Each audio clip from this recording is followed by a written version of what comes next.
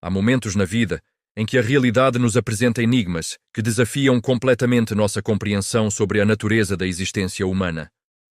Situações tão extraordinárias que nossa mente racional simplesmente não consegue encontrar explicações lógicas para o que está acontecendo diante de nossos olhos. Esta é uma dessas histórias que nos obriga a questionar tudo o que pensávamos saber sobre vida, morte e a possibilidade de que a consciência humana possa transcender os limites físicos que acreditávamos serem absolutos.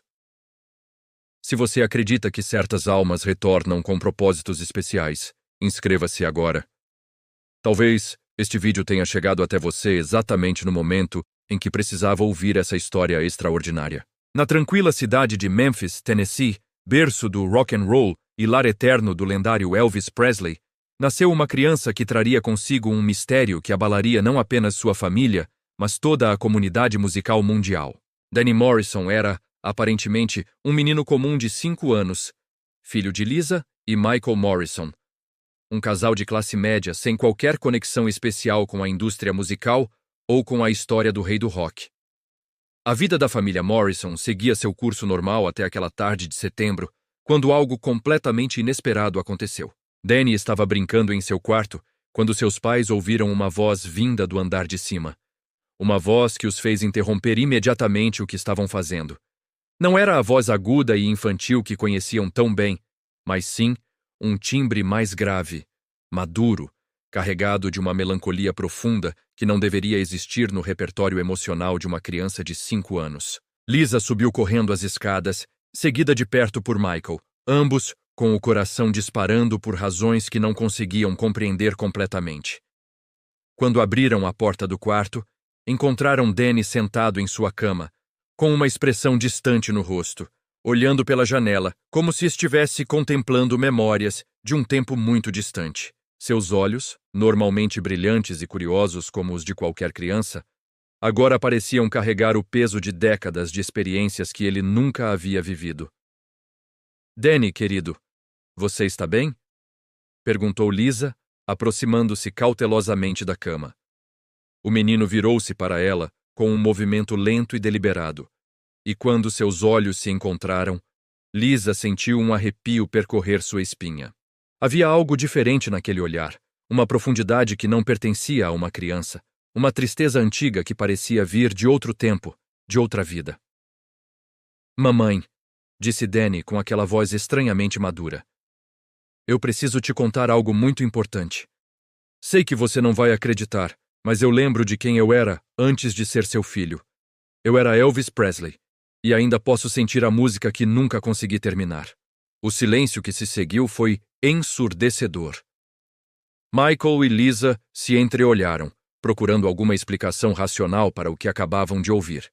Seu filho, que mal conhecia os clássicos do rock and roll, estava afirmando ser a reencarnação de uma das maiores lendas da música mundial. Como isso seria possível? De onde uma criança de 5 anos tiraria uma ideia tão específica e elaborada? Mas antes que pudessem formular qualquer pergunta ou encontrar alguma explicação lógica, Danny fez algo que gelou o sangue de seus pais. Ele se levantou da cama, caminhou até o centro do quarto e assumiu uma postura que nenhuma criança de sua idade deveria conhecer. O stance característico de Elvis Presley durante suas apresentações, com as pernas ligeiramente afastadas, uma mão no quadril e a outra livre para gesticular, com a elegância inconfundível do rei. E então, Danny começou a cantar. Mas não era qualquer música que seus pais reconhecessem. Era uma melodia completamente nova, com uma letra que parecia vir diretamente do coração de Elvis Presley, mas que nunca havia sido gravada ou conhecida pelo público. A voz que saía da garganta daquele menino de 5 anos era impossível. Grave, emocionada, com inflexões e ornamentos vocais que levam décadas de treinamento para serem dominados. A letra da música falava sobre arrependimentos, sobre oportunidades perdidas, sobre o peso da fama e a solidão que ela trazia consigo. Falava sobre uma última chance de dizer as coisas que ficaram por dizer, sobre um amor que nunca foi completamente expresso, sobre a música que permaneceu aprisionada no coração até o último suspiro. Cada palavra era carregada de uma emoção tão profunda e autêntica que Lisa começou a chorar, sem conseguir controlar as lágrimas. Michael, que sempre foi cético em relação a qualquer coisa que não pudesse ser explicada cientificamente, ficou completamente paralisado. Ele conhecia a discografia completa de Elvis Presley, havia sido fã desde a adolescência, e podia garantir que aquela música nunca havia sido gravada, nunca havia sido mencionada em biografias, nunca havia aparecido em sessões de estúdio inéditas ou em bootlegs colecionados por fãs ao redor do mundo. Quando Danny terminou de cantar, ele permaneceu parado por alguns segundos, com os olhos fechados e uma expressão de profunda satisfação no rosto, como se finalmente tivesse cumprido uma promessa antiga. Então, abriu os olhos e voltou a ser o menino de 5 anos que seus pais conheciam, correndo para os braços de Lisa e perguntando se podia descer para tomar um lanche. A partir daquele momento, a vida da família Morrison nunca mais foi a mesma. Nos dias seguintes, Danny continuou demonstrando conhecimentos impossíveis sobre a vida de Elvis Presley. Ele falava sobre detalhes íntimos da vida do cantor que nunca haviam sido publicados, sobre conversas privadas que Elvis teve com pessoas próximas, sobre sentimentos e pensamentos que apenas o próprio Elvis poderia ter conhecido. Mais perturbador ainda era a forma como Danny reproduzia perfeitamente os maneirismos físicos do rei do rock. Seus movimentos de quadril, a forma como movia as mãos enquanto cantava, até mesmo sua maneira de falar em alguns momentos, tudo isso aparecia espontaneamente, sem que ninguém o tivesse ensinado. Era como se o espírito de Elvis estivesse literalmente habitando o corpo daquela criança. Lisa decidiu levar Danny a um psicólogo infantil, esperando encontrar alguma explicação racional para o comportamento extraordinário de seu filho. Dr. Patricia Williams, uma profissional experiente com décadas de trabalho com crianças, inicialmente suspeitou que Danny poderia estar sofrendo de algum tipo de transtorno dissociativo, ou talvez tivesse sido exposto a muito material sobre Elvis através de filmes ou documentários. Mas após várias sessões de avaliação, Dr. Williams chegou a conclusões que a deixaram profundamente perturbada. Danny demonstrava conhecimentos sobre aspectos da vida de Elvis que nunca haviam sido documentados publicamente, informações que só poderiam ser conhecidas por pessoas que conviveram intimamente com o cantor. Além disso, sua capacidade vocal e seus conhecimentos musicais eram simplesmente impossíveis para uma criança de sua idade. Antes de continuar, me conte nos comentários. Você acredita que algumas almas retornam para completar algo que ficou inacabado? Escreva. Eu acredito que a música transcende a morte. A notícia sobre o extraordinário caso de Danny Morrison começou a se espalhar discretamente pela comunidade de Memphis. Veteranos da indústria musical que haviam trabalhado com Elvis começaram a procurar a família, inicialmente movidos por ceticismo, mas saindo dessas visitas completamente transformados pela experiência. Sam Phillips Jr., e filho do lendário produtor que descobriu Elvis, decidiu pessoalmente conhecer Danny. Como alguém que havia crescido ouvindo histórias íntimas sobre Elvis diretamente de seu pai, Sam estava convencido de que poderia facilmente desmascarar qualquer tentativa de fraude. Mas quando Danny começou a contar detalhes sobre sessões de gravação específicas que apenas Sam e seu pai conheciam, o ceticismo deu lugar a um assombro reverente. Aquele menino sabia sobre conversas que meu pai teve com Elvis no estúdio, relatou Sam posteriormente. Conversas sobre técnicas de gravação, sobre as inseguranças pessoais de Elvis, sobre sonhos musicais que ele nunca realizou. Coisas que nunca foram documentadas, que estavam apenas na memória de algumas pessoas que já morreram. Mas foi quando Priscilla Presley soube sobre Danny que a situação tomou uma dimensão completamente diferente. A ex-esposa de Elvis, ainda profundamente conectada à preservação do legado do cantor, decidiu conhecer pessoalmente aquela criança que afirmava ser a reencarnação de seu falecido marido. O encontro aconteceu na casa dos Morrison, longe dos olhos curiosos da mídia, em uma tarde silenciosa de outono. Quando Priscilla entrou na sala e viu Danny, ela ficou momentaneamente sem ar. Havia algo na postura do menino, na forma como ele a olhava, que a transportou instantaneamente de volta aos anos 1960, quando ela e Elvis eram jovens e apaixonados. Danny se aproximou dela com uma confiança que não pertencia a uma criança e disse: Priscilla, sei que você ainda guarda mágoa por algumas coisas que aconteceram entre nós. Quero que saiba que sempre te amei, mesmo quando minhas ações disseram o contrário. As palavras, atingiram Priscila como um raio. Eram exatamente as palavras que ela havia esperado ouvir de Elvis por décadas, mas que nunca chegaram antes de sua morte prematura. Lágrimas começaram a correr pelo seu rosto enquanto ela tentava processar o que estava acontecendo. Como uma criança de 5 anos poderia conhecer sentimentos tão íntimos e específicos? Danny, então, fez algo que selou definitivamente a crença de Priscila na autenticidade de sua alegação. Ele começou a cantar uma música de ninar que Elvis costumava cantar para Lisa Marie quando ela era bebê. Uma melodia simples e privada que nunca foi compartilhada com mais ninguém. Uma canção íntima entre pai e filha que morreu com Elvis em Graceland. Priscila saiu daquele encontro profundamente abalada, mas também estranhamente consolada. Pela primeira vez, desde a morte de Elvis, ela sentia que havia encontrado uma forma de paz com o passado, como se finalmente tivesse recebido o pedido de desculpas e a declaração de amor que seu coração havia desejado por tanto tempo. A partir desse momento, outros membros da família Presley e pessoas próximas a Elvis começaram a procurar Danny. Cada encontro trazia novas revelações sobre aspectos privados da vida do rei que nunca haviam sido compartilhados publicamente.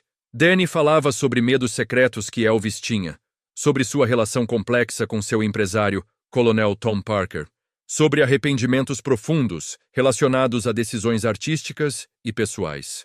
Mas talvez o aspecto mais impressionante de toda essa situação extraordinária fosse a capacidade musical que Danny demonstrava.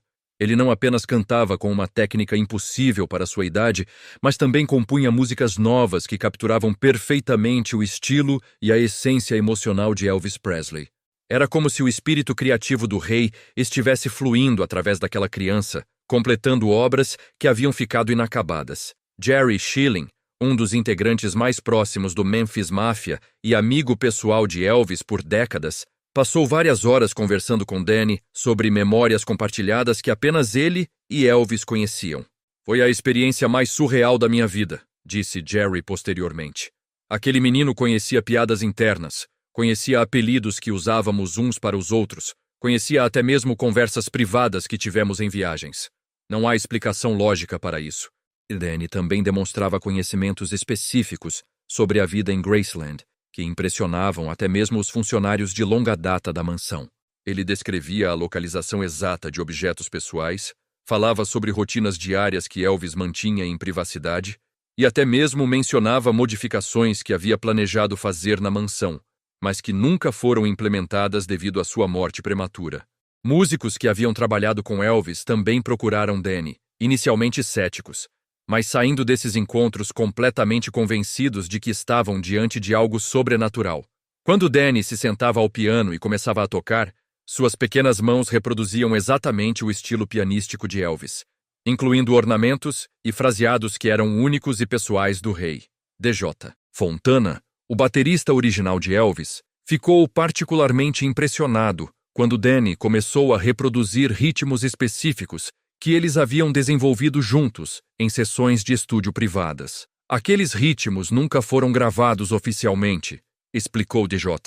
Eram apenas experimentações que fazíamos quando estávamos sozinhos no estúdio. Como uma criança poderia conhecê-los? Mas Danny não se limitava a reproduzir músicas conhecidas. Ele também cantava composições completamente novas que, segundo ele, eram músicas que Elvis havia começado a criar mentalmente, mas nunca teve tempo de desenvolver completamente. Essas novas composições capturavam perfeitamente a evolução musical que Elvis estava experimentando nos anos que antecederam sua morte, sugerindo direções artísticas que ele poderia ter explorado se tivesse vivido mais tempo. Produtores musicais que ouviram essas novas composições ficaram impressionados com sua autenticidade e qualidade. Era como se Elvis tivesse voltado para completar o trabalho criativo que a morte havia interrompido abruptamente. As melodias eram sofisticadas, as letras profundas e emocionalmente maduras, impossíveis de serem criadas por uma mente infantil. Conforme a história de Danny se espalhava, chegaram também os céticos e os investigadores, determinados a encontrar alguma explicação fraudulenta para o fenômeno. Especialistas em fenômenos paranormais, psicólogos, até mesmo ilusionistas profissionais, tentaram desmascarar o que consideravam ser uma elaborada encenação. Mas cada investigação apenas reforçava a autenticidade do caso. Danny nunca contradizia suas afirmações. Nunca demonstrava conhecimentos inconsistentes. E, mais importante, nunca tentava monetizar ou explorar comercialmente suas alegações. Ele continuava sendo uma criança normal na maioria dos aspectos, brincando, estudando, interagindo com outras crianças da sua idade. A única diferença era que, ocasionalmente, especialmente quando estava relaxado ou emocionalmente tocado por alguma situação, a personalidade e as memórias de Elvis emergiam naturalmente, trazendo consigo conhecimentos e habilidades que transcendiam completamente as limitações de sua idade cronológica. Dr. Ian Stevenson, um psiquiatra renomado da Universidade da Virgínia, que dedicou sua carreira ao estudo científico de casos de reencarnação, decidiu investigar pessoalmente o caso de Danny. Após meses de entrevistas detalhadas e verificações cruzadas de informações, Dr. Stevenson classificou o caso como um dos mais convincentes exemplos de memórias de vida passada que havia documentado em sua extensa carreira. A quantidade de informações verificáveis que essa criança possui sobre a vida íntima de Elvis Presley é simplesmente extraordinária, escreveu Dr. Stevenson em seu relatório. Não conseguimos encontrar nenhuma fonte convencional de onde ele poderia ter obtido esses conhecimentos específicos. O caso apresenta características que sugerem fortemente a continuidade da consciência além da morte física. E foi nesse momento mágico, entre a música e a eternidade, que algo começou a mudar. Mas o que viria a seguir superaria tudo que eu poderia compreender. O que aconteceu, nos meses seguintes, transformou completamente a compreensão da família Morrison e de todos aqueles que testemunharam os fenômenos extraordinários relacionados a Danny. A criança começou a demonstrar habilidades que iam muito além do conhecimento sobre a vida de Elvis Presley. Ela parecia ter acesso direto às memórias emocionais mais profundas e íntimas do rei do rock, incluindo traumas, medos secretos e aspirações artísticas que nunca foram reveladas publicamente. Foi durante uma noite de dezembro que Danny teve o que seus pais descreveram como um episódio de memória intensa. Ele acordou por volta das 3 da manhã, chorando inconsolavelmente, não com o choro típico de uma criança assustada, mas com a angústia profunda de um adulto confrontado com arrependimentos insuportáveis. Lisa correu para o quarto e encontrou Danny sentado na cama, balançando para frente e para trás, repetindo: "Eu não deveria ter tomado tanto remédio. Não era para ter terminado assim. Ainda tinha tanto que queria cantar." As palavras enviaram um arrepio pela espinha de Lisa. Ela sabia que Danny nunca havia sido exposto a detalhes sobre as circunstâncias da morte de Elvis, e certamente uma criança de 5 anos não deveria ter conhecimento sobre os problemas de dependência química que atormentaram os últimos anos do cantor. Mas ali estava seu filho, expressando com uma clareza devastadora a dor e o arrependimento que Elvis deve ter sentido em seus momentos finais. Michael, que havia sido chamado pelo choro, presenciou algo que mudaria para sempre sua perspectiva sobre vida e morte. Danny virou-se para eles e, com uma voz que carregava o peso de décadas de experiência, disse: "Papai e mamãe, sei que isso é difícil de entender, mas eu lembro de estar deitado naquele banheiro em Graceland, sentindo meu coração parar, e a única coisa que passava pela minha mente era todas as músicas que nunca consegui gravar, todas as pessoas que nunca consegui abraçar uma última vez." A partir desse momento, Danny começou a canalizar não apenas as memórias felizes de Elvis, mas também suas dores mais profundas. Ele falava sobre a pressão esmagadora da fama, sobre a solidão que sentia, mesmo quando estava rodeado por milhares de fãs, sobre a culpa que carregava por ter decepcionado pessoas importantes em sua vida. Era como se toda a experiência emocional de Elvis estivesse sendo processada através da consciência pura daquela criança. Dr. Rebecca Martinez, uma psiquiatra especializada em transtornos dissociativos, foi chamada para avaliar Danny, mas suas conclusões desafiaram tudo o que ela havia aprendido durante décadas de prática médica. O nível de maturidade emocional que essa criança demonstra quando está acessando essas memórias é impossível, relatou o Dr. Martinez. Ele não está fantasiando ou brincando de faz de conta. Há uma autenticidade na dor que ele expressa que só pode vir de alguém que realmente viveu essas experiências. Mas foi quando Danny começou a compor e cantar músicas completamente novas que o fenômeno alcançou dimensões verdadeiramente transcendentais. Essas não eram simples imitações do estilo de Elvis. Eram composições originais que capturavam a evolução artística que ele estava experimentando no final da vida. Músicas que pareciam representar a direção que sua carreira poderia ter tomado se ele tivesse vivido mais tempo.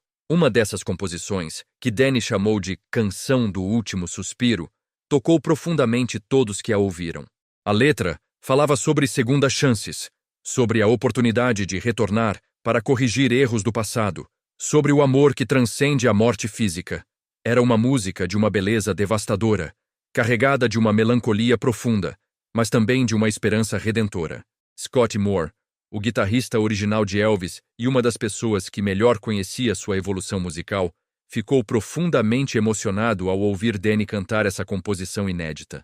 É impossível, disse Scott com lágrimas nos olhos. Essa música captura exatamente a direção que Elvis estava explorando em seus últimos anos. É como se ele tivesse voltado para terminar o que começou.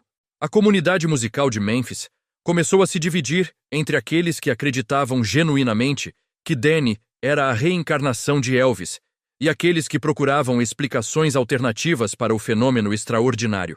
Mas mesmo os céticos mais endurecidos tinham dificuldade em explicar como uma criança de 5 anos poderia possuir conhecimentos tão específicos e habilidades musicais tão desenvolvidas. Quincy Jones, o lendário produtor musical que havia conhecido Elvis pessoalmente, decidiu visitar Danny para formar sua própria opinião sobre o caso. O encontro aconteceu em um estúdio de gravação em Memphis, onde Danny foi convidado a demonstrar suas habilidades musicais em um ambiente profissional. Quando Danny se sentou ao piano e começou a tocar, Quincy ficou imediatamente impressionado com a sofisticação de sua técnica. Mas foi quando o menino começou a improvisar sobre progressões harmônicas complexas que Quincy percebeu que estava diante de algo verdadeiramente sobrenatural.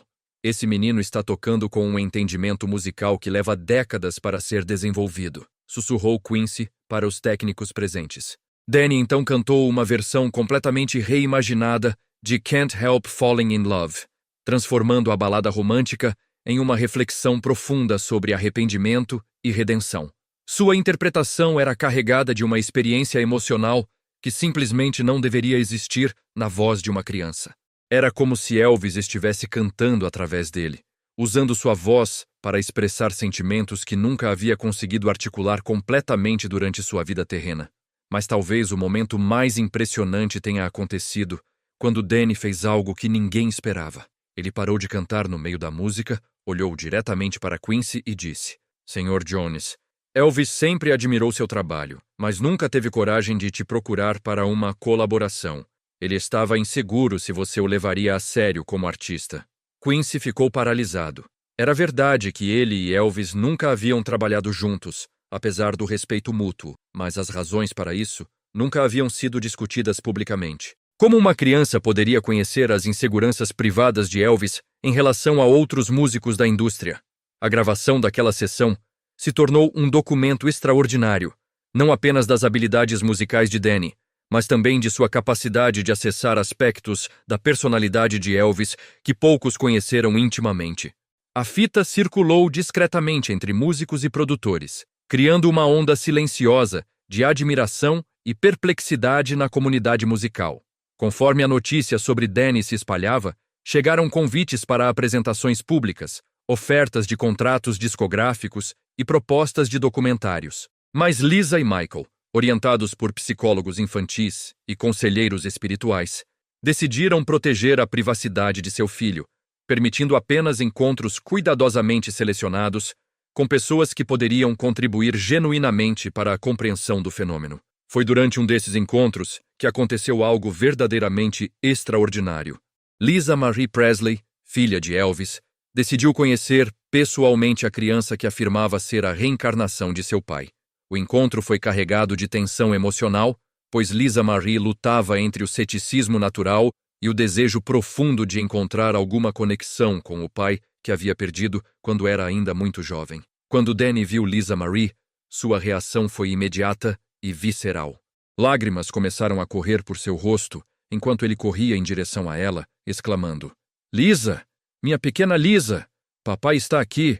Papai voltou! O abraço que se seguiu foi carregado de uma emoção que transcendia qualquer explicação racional. Era como se um pai e uma filha estivessem se reencontrando após uma separação dolorosa. Danny então fez algo que quebrou completamente as defesas emocionais de Lisa Marie. Ele começou a cantar a mesma canção de ninar que Elvis costumava cantar para ela quando era bebê, mas desta vez adicionou versos que nunca existiram. Versos que falavam sobre amor eterno, sobre vigiar seus filhos, mesmo depois da morte, sobre arrependimento por não ter sido um pai melhor enquanto teve a chance. Lisa Marie desabou em lágrimas, abraçando Danny com uma intensidade desesperada. Pela primeira vez desde a morte de seu pai, ela sentia que havia encontrado uma forma de conexão genuína com ele. É impossível explicar, disse ela posteriormente. Sei que parece loucura, mas quando olhei nos olhos daquele menino, vi meu pai. Senti seu amor, seu arrependimento, sua presença. Esse encontro mudou profundamente Lisa Marie, que se tornou uma das defensoras mais fervorosas da autenticidade das alegações de Danny. Ela começou a visitá-lo regularmente, não como uma investigadora cética, mas como uma filha que havia recuperado miraculosamente a oportunidade de ter conversas com o pai que havia perdido prematuramente. Durante essas visitas, Danny revelava aspectos íntimos da personalidade de Elvis, que apenas uma filha poderia conhecer verdadeiramente. Ele falava sobre os medos secretos que Elvis tinha sobre ser um bom pai, sobre sua preocupação constante com o bem-estar de Lisa Marie, sobre sonhos que ele tinha para o futuro dela. Era como se Elvis finalmente tivesse encontrado uma maneira de expressar todo o amor paternal que havia ficado não dito, mas Danny também trouxe revelações sobre arrependimentos profundos que Elvis carregou até o final da vida. Ele falou sobre oportunidades perdidas de passar mais tempo com a família, sobre decisões artísticas que ele lamentava ter tomado, sobre relacionamentos que foram prejudicados por sua incapacidade de expressar vulnerabilidade emocional.